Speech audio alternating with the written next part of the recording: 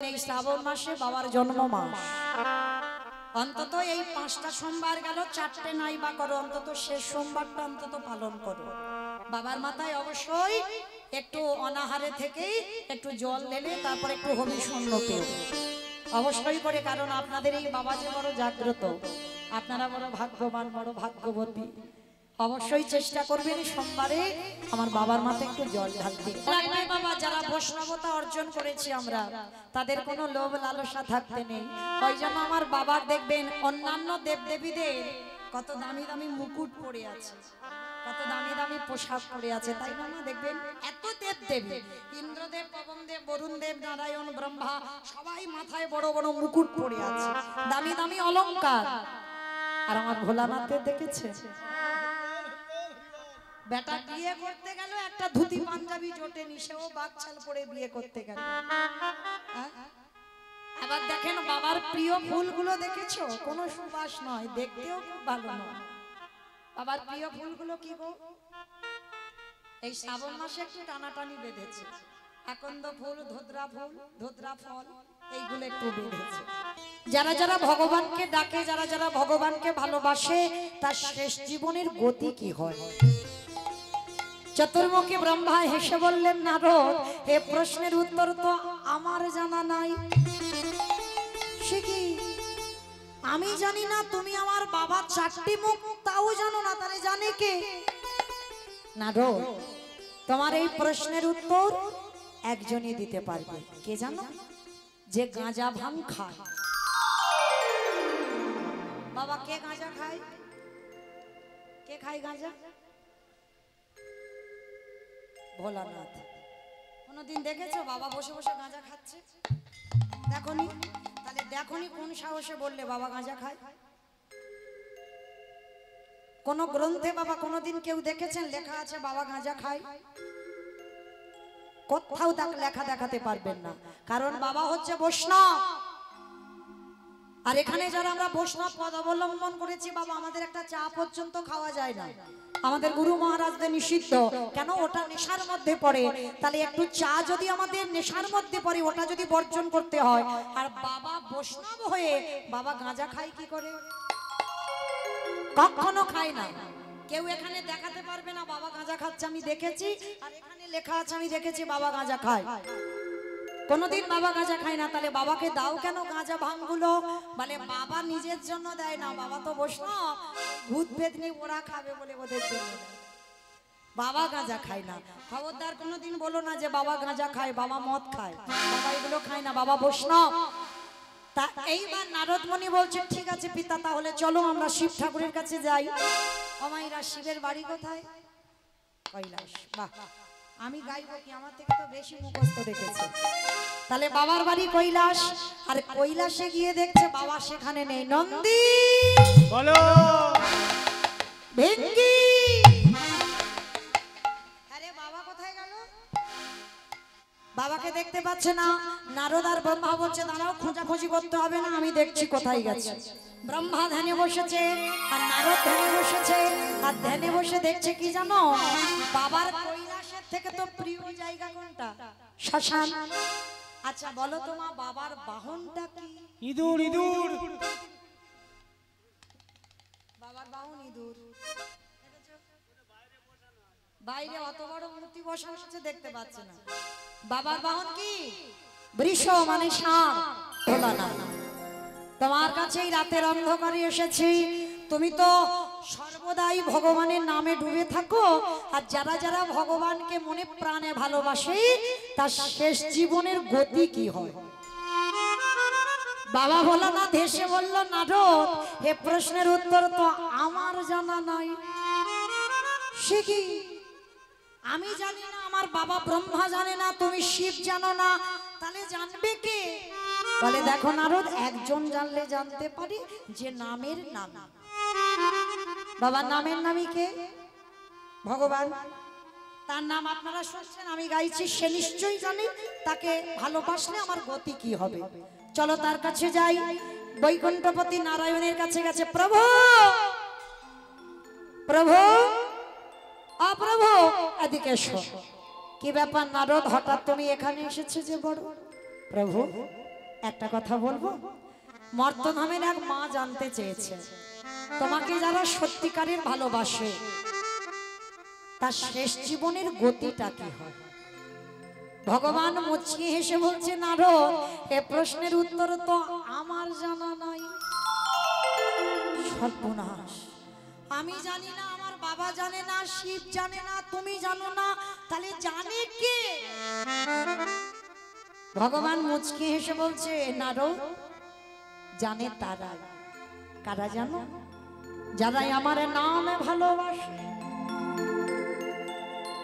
যারা আমার নামে বদনে উচ্চারণ করে,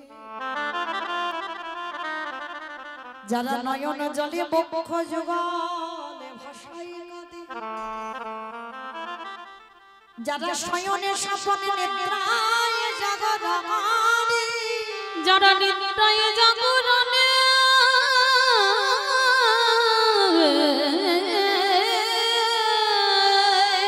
যারা কৃষ্ণ ছাড়া আর জানে না, চলে যাও নারদ তাদের কাছে, আর গেলেই তুমি উত্তরটা পেয়ে যাবে। ওটা গো, তা সেরকম ভক্ত কোথায়? তুমি যে ভক্তের নমুনা দিচ্ছ, অনেক ভক্ত তো কৃষ্ণ বলে কাঁদে। কি বাবা, আপনারা ভক্ত নন? আমরা ভক্ত নই? আমরা সবাই তো ভক্ত। তাহলে এখানে একজন ভক্ত বলতে পারবেন ভগবানকে ভালোবাসলে আমার গতিটা কি হবে? একজন ভক্ত বলতে পারবেন না।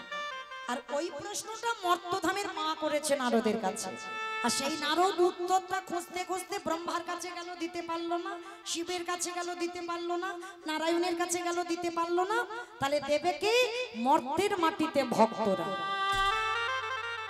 নারদ বলছে, ঠাকুর, মর্ত ওরা তো জগতে শুধু খেতে যায় আর ঘুমাতে যায়, মর্তে ভক্ত আছে? বলে আছে নারদ, আছে। তুমি জানো না, ওরা খাগ ঘুমাগ আর সারাদিন কর্ম করুক, ওদের মধ্যে এমন এমন ভক্ত আছে যাদের চরিত্র শ্রবণ করলে তোমার হৃদয়টা দুলে উঠবে। চলো, আমি ওই মর্তে এক ভক্তের বাড়িতে নিয়ে যাব। ভক্তটা কোথায় আছে? মথুরা জেলার অন্তর্গতে অবন্তীনগর গ্রাম। আর এই অবন্তীনগর গ্রামে ভগবানের গুরুদেব বাস করতেন, যার নাম হলো সন্দীপন মুনি। ভালো করে শুনবেন মা, কৃষ্ণের গুরুদেব, কৃষ্ণ, বলরাম, সুদামা, এরা সবাই পড়াশোনা করে সন্দীপনী মুনির পাঠশালায় বড় হয়েছে। আর এই সন্দীপনী মুনিকে আজকের পরীক্ষা করতে যাচ্ছেন কারা? চারজন। নাম মনে রাখবেন, শেষে প্রশ্ন থাকবে। ব্রহ্মা, বিষ্ণু, মহেশ্বর আর দেবর্ষি নারদ, চারজনে বৈষ্ণব রূপ ধারণ করেছেন। আর বৈষ্ণব রূপ ধারণ করে এই সন্দীপনী মুনিকে পরীক্ষা করতে যাচ্ছে। তবে বাবা, এই সন্দীপনী মুনি কেমন ভক্ত জানেন? আপনাদের মতো নয়, আমাদের মতো নয়, একেবারে উল্টো। উল্টো মানে কিরকম? আপনারা আমরা বাবা ভক্ত কিরকম ভক্ত? সকাল হলো, ঘুম চোখটা খুলে স্নান করে ভগবানের মন্দিরে গিয়ে ভগবানের কাজ করলাম। আবার অনেক অনেক ভক্তরা আছে বাবা, তাদের ঘুম থেকে উঠে বাবা আগে বেড ট্রি দিতে হবে। বেড ট্রি মানে বোঝো তো? মানে চোখটা খুলবে, বিছানায় চা খাবে, তারপরে অন্য কাজ। আবার অনেক অনেক ভক্তরা আছে সব সংসারের কাজ ছেড়ে নেবে, ভগবানকে দুটো নকুল দানা দেবে, বেলা 2টো বাজবে। দেখবেন ছোট্ট থালা, ছোট্ট গ্লাস, দেখেছেন বাবা সাইজ গুলো কত সুন্দর? মানে একটা বাতাসা দিলে থালা ভর্তি হয়ে যায়। আর এতটুকু সাইজের গ্লাস, যে গ্লাসের জল তুমি জিহবাই দিলে সেই জিহবাটা তোমার ভিজবে না। এগো ভগবান কি খেতে পায় না? তোমার ওইটুকুর আশাই যায়। পারি না ভগবানকে একটু বড় থালায় খেতে দিতে, পারি না একটু ভগবানকে বড় গ্লাসে জল দিতে। একটা শশার টুকরো দিলে বাবা থালা ভর্তি হয়ে যাবে। আস্তে আস্তে ভাই, আস্তে। আজকের খেতে দেবে, সেই খাবারটা কালকে সকালবেলা তুলবে। আর এটা ভালোবাসা নয় মা। ভালো করে নিজেরা অনুভব করবেন। তোমার ছেলে জন্মেই তোমায় মা বলে না, তাকে বলি পড়াতে হয়। খোকা একবার মা বল, একবার বাবা বল, একবার দাদা বল, বলি পড়াতে হয়। তবেই কিন্তু সেই ছেলে একদিন মা বলে ওঠে, একদিন বাবা বলে, একদিন দাদা বলে। তাহলে ভগবানের মন্দিরে গিয়ে কোনোদিন ভগবানকে বলি পড়িয়েছ? কোনোদিন ভগবানকে বলেছ কি রে ওরকম কাঠ খড় পাথর পিতল হয়ে আছিস, একবার আমায় মা বল, একবার আমায় বাবা বল? এগুলো তো বলতে হবে। তুমি বলবে না ভগবান তোমায় মা বলে কোনোদিন ডাকবে? কিন্তু আমার বিশ্বাস এই রকম প্রতিদিন বলতে বলতে ওই কানটা এমন পেকে যাবে না, একদিন স্বপ্নের ঘরেও বাবা তোমাকে মা বলে ডাকতে সে বাধ্য হবে। ভালোবাসাটা শিখতে হবে, ভালোবাসাটা জানতে হবে। আর তোমার ভালোবাসাটা যদি ঠিক হয়, তুমি ভগবত প্রাপ্তি হবেই হবে। জানো ভগবান তো জাত বিচার করে না। রামচন্দ্রের একনিষ্ঠ ভক্ত ছিল যার নাম ছিল শবরী মা। এই শবরী ছিল চণ্ডালিনী, ছোট জাতের মেয়ে, নিজ কুলে জন্ম। শবরী প্রত্যেক দিন জঙ্গল থেকে ফল পাড়ত, একটু করে ফল খেত আর খেয়ে অর্ধেকটা করে রেখে দিত। যেটা টক, যেটা তিতো সেটা নিজে খেত, আর যেটা মিষ্টি, যেটা সুস্বাদু সেটা আমার রামচন্দ্রের জন্য তুলে রাখত। বলো তো বাবা, খাওয়া ফল কি থাকে বেশিক্ষণ? থাকে না, পচে যায়, নষ্ট হয়ে যায়। আবার কোনো কোনো ফল শুকিয়ে যায়। তবু কিন্তু সবরই মনে একটা ভয়, প্রতিদিন যেন আমার প্রভু রামচন্দ্র কবে বলতে কবে আসে। ওই অর্ধেক করে খাওয়া ফল ঝুড়িতে রেখে দেয়, আর ঝুড়িতে রেখে নয়ন জলে মুখ ভাসিয়ে কাঁদে, হে রাম দয়াময় একবার দেখা দাও, একবার দেখা দাও, একবার দেখা দাও। নয়ন জলে বসে যখন কাঁদছে, একদিন আমার রামচন্দ্রের সময় হলো। রামচন্দ্র আমার শবরীর দরজায় এসে ডাক দিয়েছিল, শবরী।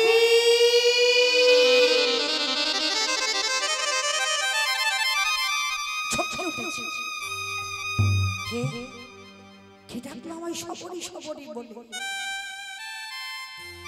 দেখবেন না ভগবানের ডাক আর মানুষের ডাক অনেক তফাৎ। আর ভগবান যেদিন তোমায় ডাকবে,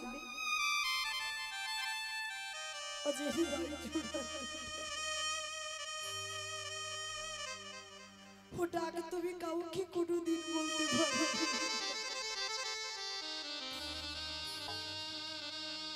শবরী মা যেই বসে বসে কাঁদছে, আমার রামচন্দ্র এসে ডাকছে, শবরী। ছুটে এলো দরজা, আর দরজায় এসে দেখলো দুইজন দাঁড়িয়ে আছে। কোনদিন দেখেনি তো রামচন্দ্রকে। কে গো তোমরা? কে তোমরা দুজন? রামচন্দ্র বলেছিল, মা আমি তোর রঘুপতি রামচন্দ্র। প্রভু তুমি এসেছো, তুমি এসেছো আমার দুয়ারে। শবরী আজ আমি তোর দুয়ারে এসেছি। আচ্ছা মায়েরা, ভগবান যদি কোনোদিন আসে, ভগবানকে বসতে দেবে কিসে? আসন পেতে দেবে নয়, সিংহাসন আছে, চেয়ার আছে, অনেক কিছু আছে। শবরী মাতাও ছিল।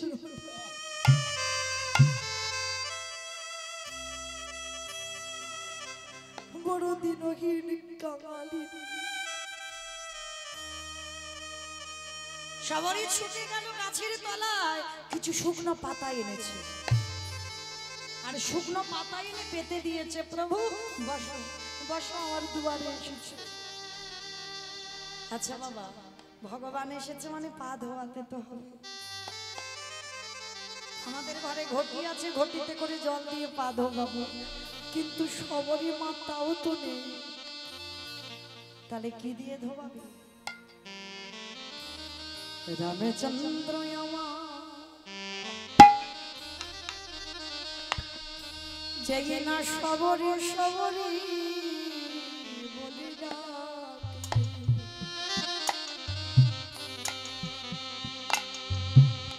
সবরে মায়া মা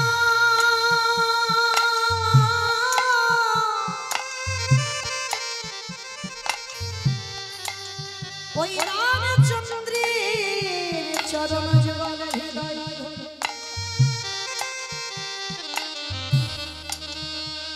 আজ চোখের জলে, আজ চোখের জলে চরণ প্রভু গো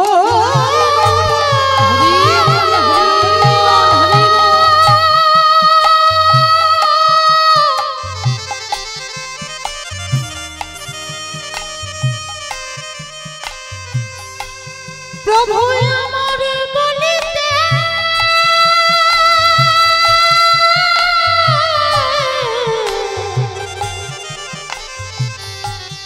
আমারে বলিতে যে কিছু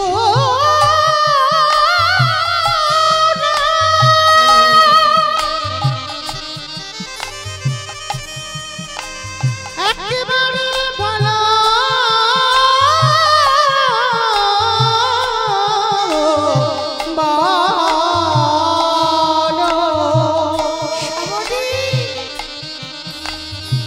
বলো কি দিয়ে তোমার,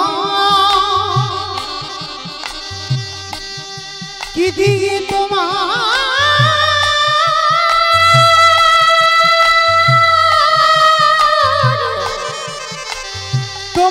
চরণে ধোয়া ধোয়া চোখের জলে রামচন্দ্রের চরণ যুগল ধৌত করে দিল। রামচন্দ্র উঠে বলল, সবরই কিছু খেতে দিবি মা?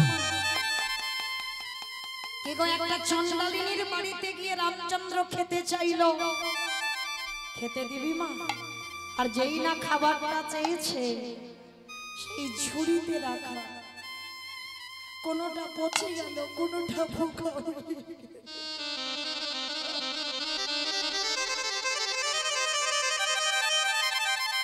কোনোটা শুকিয়ে গেল, সেই শুকনো ফল সবরই ঝুড়ি থেকে নিয়েছে, আর নিয়ে আমার রামচন্দ্রের বদনে দিয়েছে।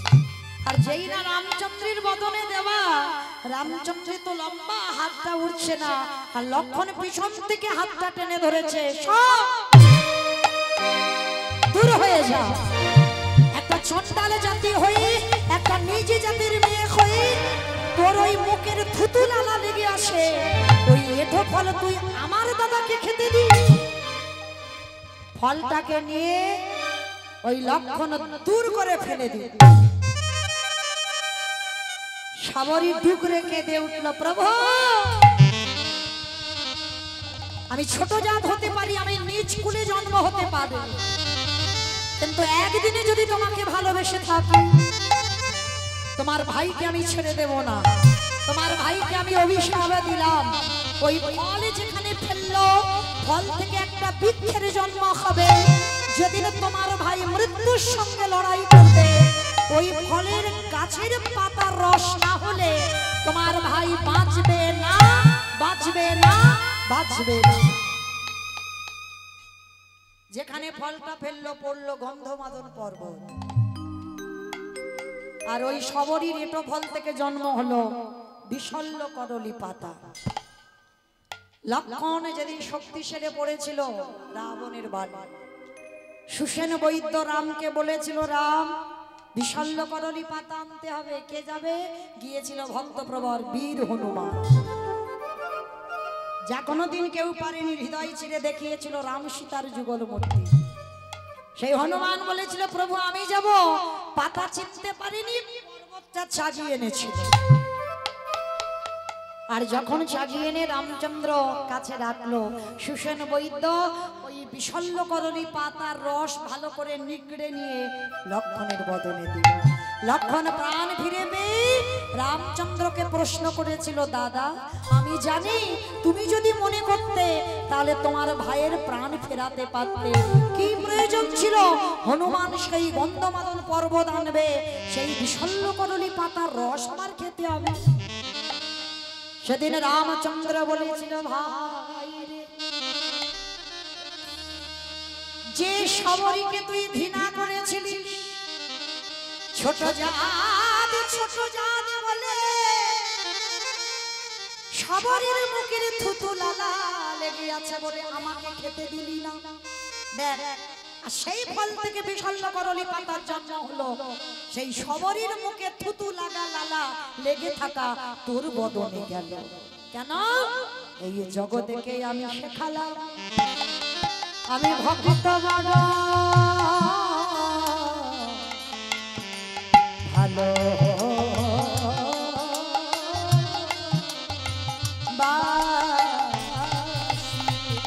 তাই তো ভক্তের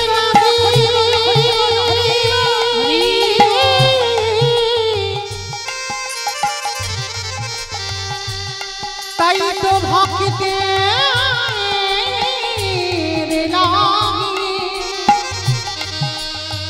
আমি ভক্তের কাছে ছুটে আসি। তাহলে বাবা ঠাকুর ভালোবাসাটা শিখতে হবে, ভগবান জাত বিচার করে না। ঠিক তদ্রূপ আজকে সেই সন্দীপনী মনি তেমনই একজন ভক্ত। কিরকম ভক্ত? প্রতিদিন বাবা ব্রহ্ম মুহূর্তে উঠত। বাবাইরা ব্রহ্ম মুহূর্ত মানে বোঝেন তো?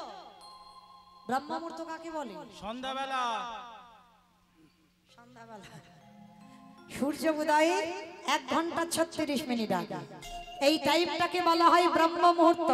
আর এই ব্রহ্ম মুহূর্তে সন্দীপনী মনি যেত যমুনা, স্নান করে ভিজে কাপড়ে দরজায় বসে থাকতো আর বসে বসে কাঁদতো। বলো তো কেন কাঁদে? ভগবানের জন্য না। তাহলে কি নিজের সংসারের অভাবের জন্য না। তাহলে কাঁদে কেন? প্রতিদিন কাঁদতে একটা কারণ, হে দয়াময় আমার দুয়ারে তুমি একটা অতিথি পাঠাও। আগে অতিথি সেবা, তারপরে ভগবান সেবা, তারপরে নিজের সেবা। কি গো মায়েরা আগে বলো তো দেখি, আগে অতিথি সেবা না আগে ভগবান সেবা? আগে কোন সেবা? অতিথি না ভগবান? অতিথি জানি সবাই, মানি কজন? কি বাবা জানি তো সবাই আগে অতিথি, কিন্তু যদি দুপুরবেলা খেতে বসেছো তোমার মতো অন্ন ব্যঞ্জন আছে, মানে ভাত ডালটা আছে, যদি কোনো ভিখারি এসে বলে মা খিদে পেয়েছে দুটো দিবি, অনেক ভক্ত বলে এই যে আমার হাত জোড়া তুমি অন্য বাড়ি দেখো। তবে আপনাদের ঝাড়খণ্ড রানীগঞ্জের এই যে এই আপনাদের রানীশ্বর এলাকায় নয়, আমার এলাকায় হয়, দেখেছি নিজের চোখে। খেতে বসেছে, ভিখারি এসেছে, দূর দূর করে তাড়িয়ে দিয়েছে, চরণ ধরে বলে যায় দুয়ারে যদি কোনোদিন অতিথি আসে জীবনে বইমুখ করবেন না। যদি নিজের একটা দিন খাওয়া নাও হয়, এই দুপুর বেলা খাবার সময় অনেক জনম স্বীকৃতি থাকলে তবে অতিথি আসে। নিজে না খেয়ে আগে অতিথি আপ্যায়ন করবে। আগে অতিথি সেবা, তারপরে ভগবান সেবা। আগে ভগবান সেবা কোনোদিন নয়। তো সন্দীপনী মনির এটা সংকল্প ছিল, আমি যদি কোনোদিন অতিথি সেবা দিতে না পারি সেদিন আমি নিজে অনাহারে থাকবো। তো প্রতিদিন অতিথি সেবা দেয়, তারপরে ভগবান সেবা দেয়, তারপরে নিজে কিছু প্রসাদ পায়। তো মায়েরা আজকের একটা দিন কেমন দেখেন, সকালবেলা 3 জন বৈষ্ণব সেবা হয়ে গেছে, মনে বড় আনন্দ। এইবার যা রান্না করেছে অন্ন ব্যঞ্জন নিয়ে ভগবানের চরণে গেছে। আর সেই দিন দুপুর বেলা ব্রহ্মা বিষ্ণু মহেশ্বর আর নারদ ঢুকছে সন্দীপনী মনির বাড়িতে পরীক্ষা করবে বলে। সকালবেলা সেবা তো হয়ে গেছে বাবা, অতিথি সেবা।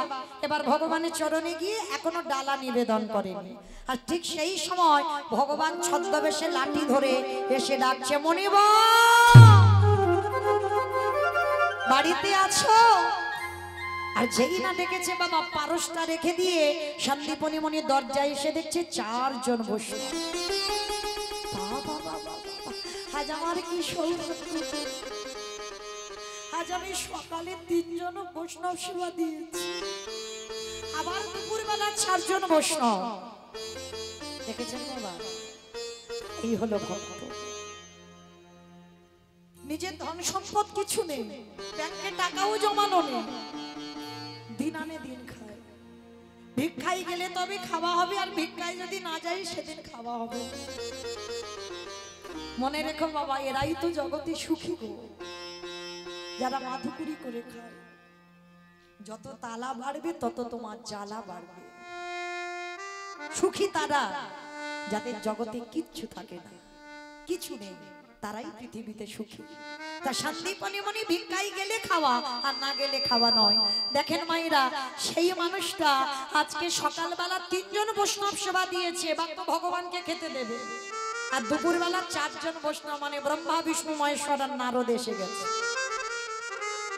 তাড়াতাড়ি করে সন্দীপনী মনির আনন্দ। যাই হোক, আজকের দুপুরবেলা আবার 4 জন বৈষ্ণব, ঘরে কিন্তু কিছু নেই, তবু আনন্দ। ছুটে গেল 4 জন বৈষ্ণবের কাছে। বলুন কি করতে পারি?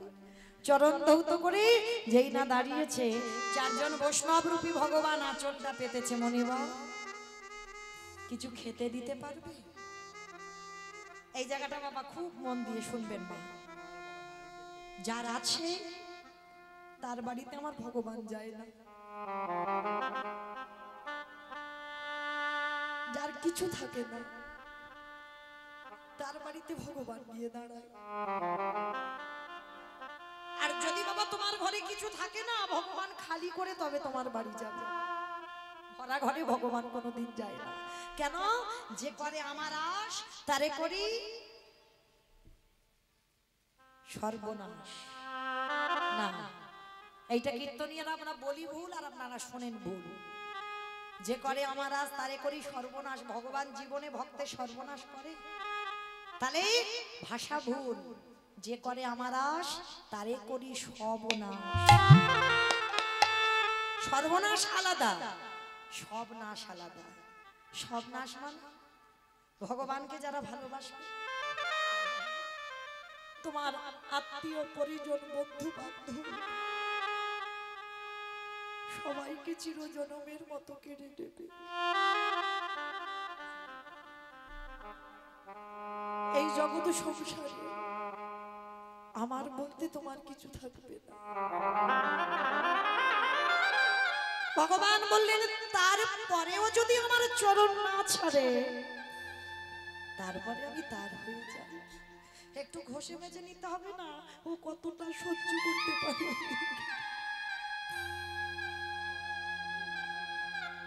ও কত আমায় ভালোবাসে দেখে।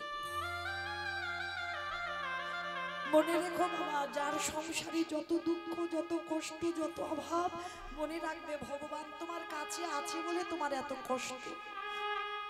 আর যার কাছে ভগবান থাকে না, তার জীবনে কোনো কষ্টই থাকে না। আর যত কষ্ট পাবে ভগবান তোমার কাছে থাকবে। যত বিপদে পড়বে ভগবান কাছে আছে বলে তোমার এত বিপদ। সন্দীপনী মনি 4 জন বৈষ্ণবকে বসবার জায়গা দিয়েছে। 4 জন বৈষ্ণবের চরণ ধৌত করে বলছে, বলুন কি প্রসাদ পাবে? আমাদের দুপুরবেলা একটু সেবার ব্যবস্থা করতে পারো? তো সন্দীপনী মনি জানে বাবা, সকালবেলা ভিক্ষা করে হাঁড়িতে চাল ডাল দুটি আছে, আর 4 জন তো মোটামুটি কুলিয়ে যাবে। ছুটে গেল ঘরের মধ্যে, আর ঘরের মধ্যে গিয়ে হাঁড়িটা যেই না খুলেছে বাবা, একটাও চাল তাতে পড়েনি। সব নাশ করে দিয়েছে, কিচ্ছু নেই। এ কি, আমি তো চাল ডাল রেখেছিলাম, গেল কোথায়? সর্বনাশ। তাহলে 4 জন বৈষ্ণবকে যে বসালাম, কি প্রসাদ দেব, কি সেবা দেব? আর এই সন্দীপনী মনির একটা 5 বছরের ছেলে আছে, যাকে বাবা আদর করে বটু বলে ডাকতো। ছোট্ট ছেলেটাকে ডাক দিয়েছে, ও বটু, বটু এদিকে আয় তো বাবা দেখি। বাবা আমায় ডাকছিলে? হ্যাঁ রে খোকা, আমার এই হাঁড়িতে চাল ডাল সবজি রেখেছিলাম, কোথায় দেখেছিস তুই? কই না তো বাবা, আমি জানবো কি করে, আমি তো চাল ডাল দেখি। কিন্তু বাবা তোমার চোখে জল, তুমি কাঁদছো। খোকারি, আমার বাড়ির 4 জন বৈষ্ণব, বলতে পারিস কি দিয়ে সেবা দেব? ও ওই জন্য তুমি চিন্তা করছো। দাও তুমি একটু ঝোলাটা দাও তো দেখি, আমি একটু কাছাকাছি কয়েকটা বাড়ি থেকে ভিক্ষা করে আনি।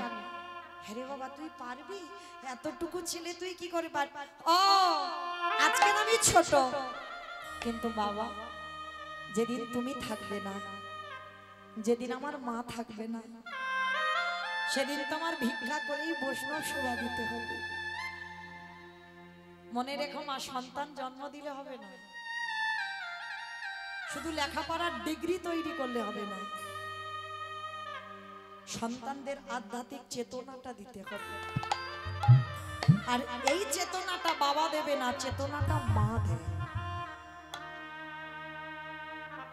বাবা হলো বীজ, মা হলো ক্ষেত্র বা মাটি। যে বীজ বপন করা হলো, মাটিটা যদি নোনা লেগে যায়, মাটির ফসল জীবনে ভালো হবে না। আগে মাটিটাকে ভালো করতে হবে। ও মাইরা কোন মাটি গো? আপনাদের রানীশ্বরের মাটি না, তাহলে কোন মাটি? মাটি।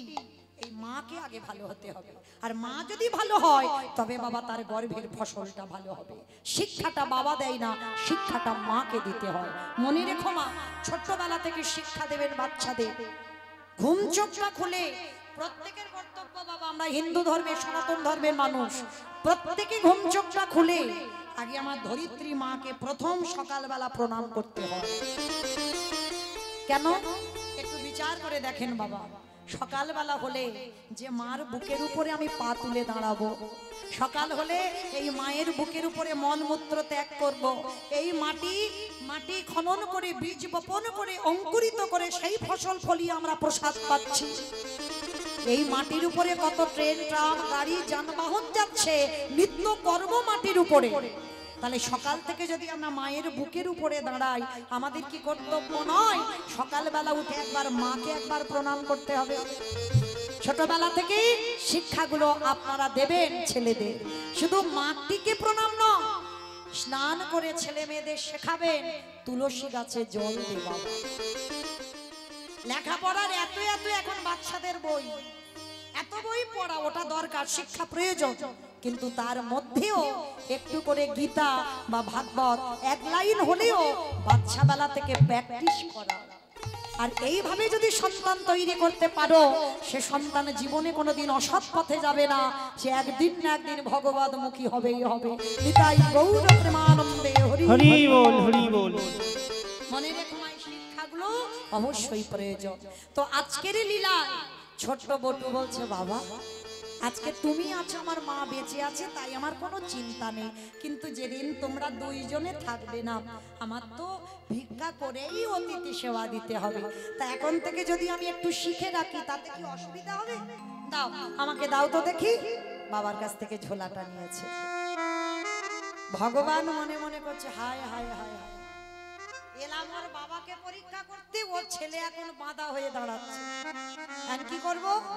যাই, ছেলেটাকে একটু ঘষে মেজে নিতে হবে, ছেলেটাকে পরীক্ষা করব। কিরকম পরীক্ষা? শুরু হলো ভক্ত ভগবানের লড়াই। বাবা ভগবান ওদেরই বাড়িতে বসে নিজ দেহ থেকে একটা বটুর মূর্তি তৈরি করেছে। আর বটুর মূর্তি তৈরি করে আসল বটু যাওয়ার আগে ভগবান বটু সেজে গোটা গ্রাম ভিক্ষা করে নিয়ে চলে এসেছে।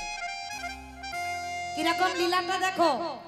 আচ্ছা বাবা বলেন তো, একটা ছেলে যদি 5 মিনিট আগে আপনাদের এই গ্রাম থেকে ভিক্ষা করে নিয়ে যায়, আবার যদি 5 মিনিট পরে ওই ছেলেটা ভিক্ষায় যায়, মাগো দেবেন ভিক্ষা? গ্রামের লোকেরা মেরে তাড়া করবে না যে 5 মিনিট আগে ভিক্ষা নিয়ে গেলি আবার এসেছিস? আজকের বটুর জীবনের দুর্দশাটা তেমন হলো। ভগবান ভিক্ষা করে নিয়ে চলে এলো বটুর রূপ ধরে। এইবার আসল বটু যাচ্ছে, কৃষ্ণ ছাড়া কে আছে আমার,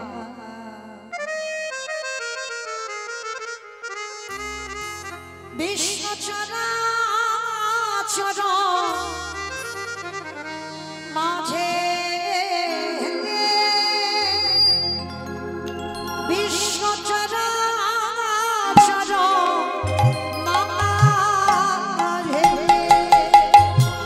বিষ্ণু ছাড়া বালক কে আছে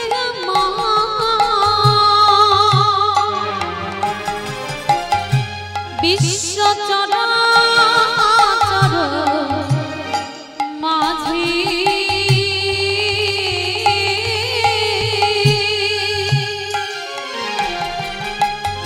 বিশ্ব চরাচর মাঝে সে ছিল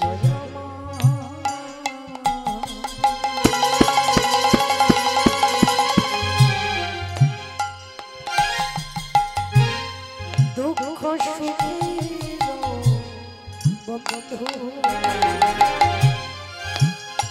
সে হলো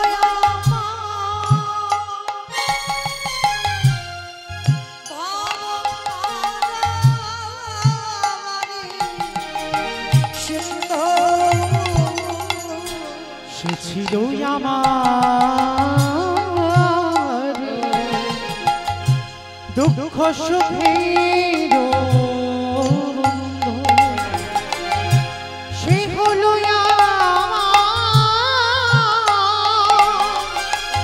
ভাব পাঠাবারে সিন্ধু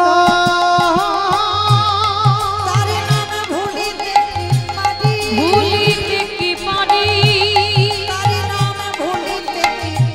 ভুলিতে কি পারি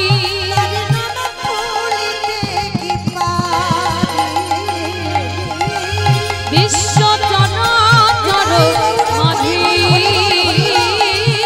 বিশ্ব চরাচর মাঝে দেখাবে দেখাবি দেখাবি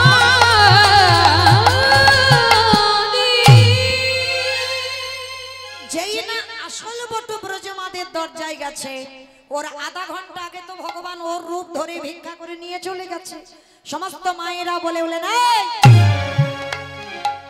সকালবেলা তোর বাবা ভিক্ষা করে নিয়ে গেল, তুই 5 মিনিট আগে ভিক্ষা করে নিয়ে গেলি, আবার আবার তোর বাবা তোকে পাঠিয়েছে, দেখাচ্ছি মজা তোকে, দাঁড়া।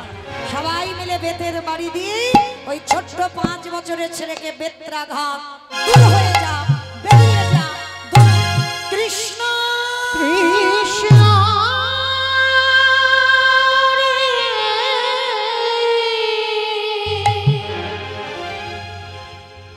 এত মারা মেরেছে ছেলেটার অঙ্গ দিয়ে রক্ত ঝরে ঝরে পড়ছে। এই হলো কৃষ্ণ ভক্ত।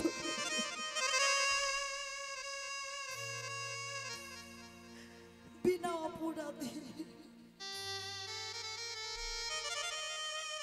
বিনা অন্যায় এত মারা মেরেছে, গাছের তলায় বসে বসে কাঁদছে আর বলছে কৃষ্ণ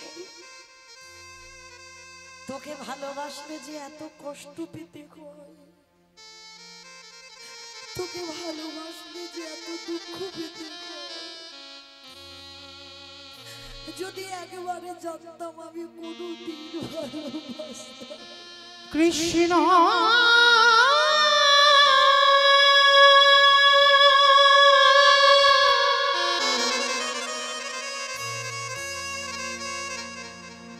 ওরে তুই নাকি ভক্তির ভগবান কৃষ্ণ একেবারে দেখা রে ওরে কৃষ্ণ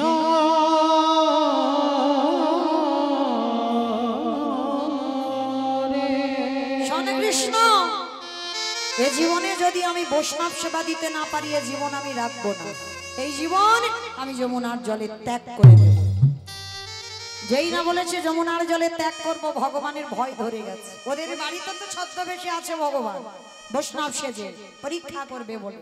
এই রে ছেলেটা যদি মরে যায় আমাকে তো কেউ ভগবান বলবে না, তাহলে কি করব, কি করা যায়, কি করা, হ্যাঁ হয়েছে, ভগবান একটা পাখি রূপ ধরেছে, পাখি রূপ ধরে বটুর কানে কাছে বলে যাচ্ছে তোকে মথুরায় কেউ ভিক্ষা দেয়নি তো কি হয়েছে, সোজা চলে যা বৃন্দাবন, আর বৃন্দাবন গেলেই তুই চাল ডাল পেয়ে যাবি। ভগবান একটা পাখি রূপ ধরে বলে গেল। কে গো মায়েরা, আমরা মনুষ্য কুলে জন্ম নিয়ে ভগবানকে চিনতে পারিনি, আর যাদের পশু কুলে জন্ম, যাদের পক্ষী কুলে জন্ম, যাদের কপি কুলে জন্ম, তারা কিন্তু ভগবানকে চিনতে পেরেছে। পারেনি? ভক্তপ্রভার বীর হনুমান কি গো হৃদয় চিরে দেখালো তো, রাম সীতা বসে আছে। কবে দেখিয়েছিল জানো? একদিন আমার সীতা আমাকে বলেছিল, ও মামা একটা কথা বলবো। কি রে হনুমান? বলে ও মা, ওই যে মেয়েরা মাথাতে লাল মতো ওটা কি পড়ে গো? তা সীতামা বলেছিল, বাবা ওর নাম হচ্ছে সিঁদুর।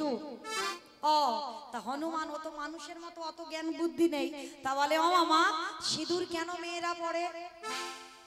মামা বলো তো দেখি কেন মেয়েরা পড়ে? স্বামীর অমঙ্গলের জন্য। স্বামীর অমঙ্গলের জন্য। খারাপ বলেনি বাবা, আর মঙ্গল টঙ্গল হচ্ছে না। কেন জানো?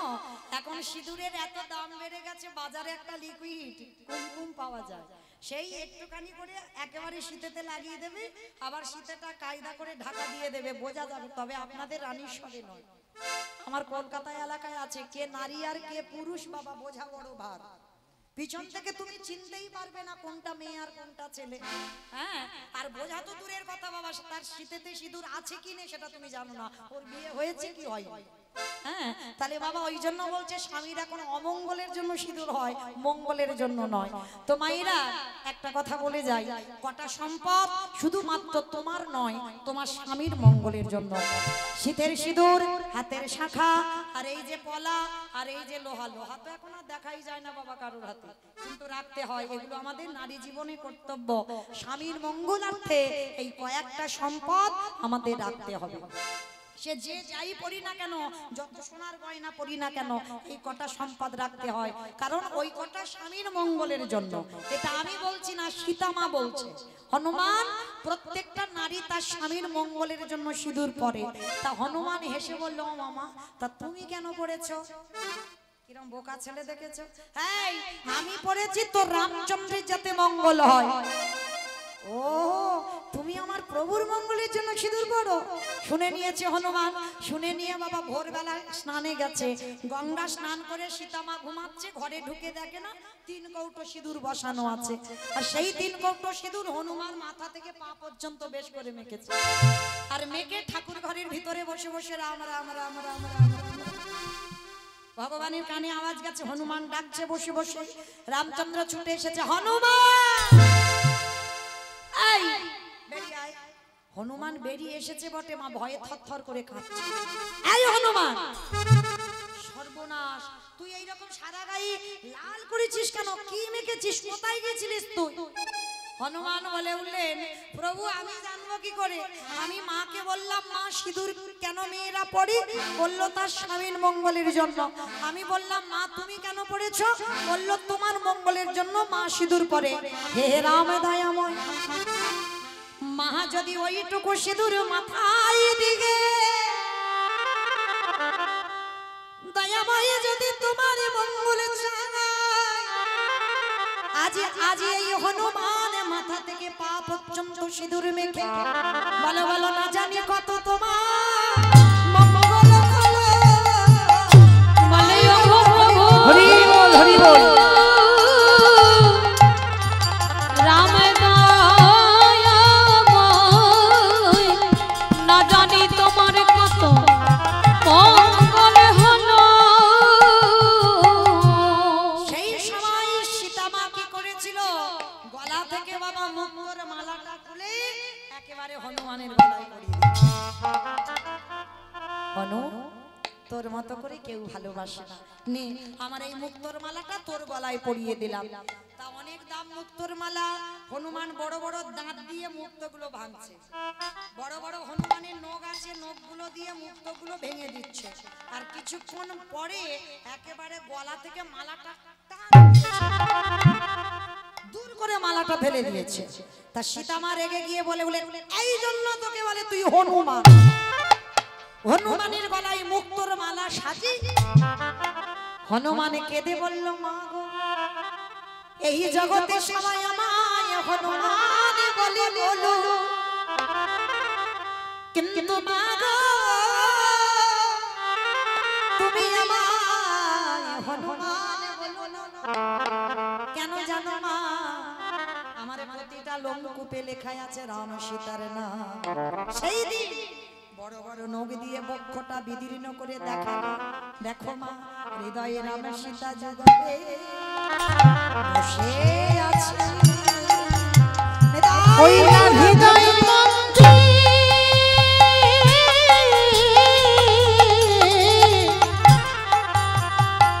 ওই না হৃদয় মন্দির আহালো করে,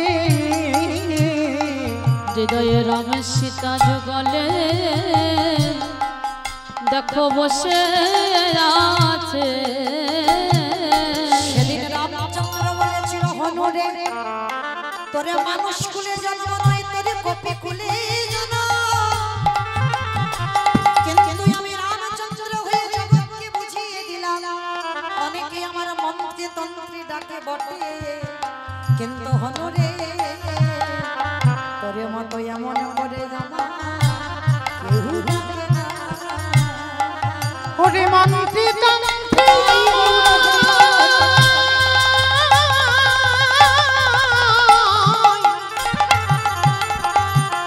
মন্ত্রী তন্ত্রী আমায় সবাই ডাকে,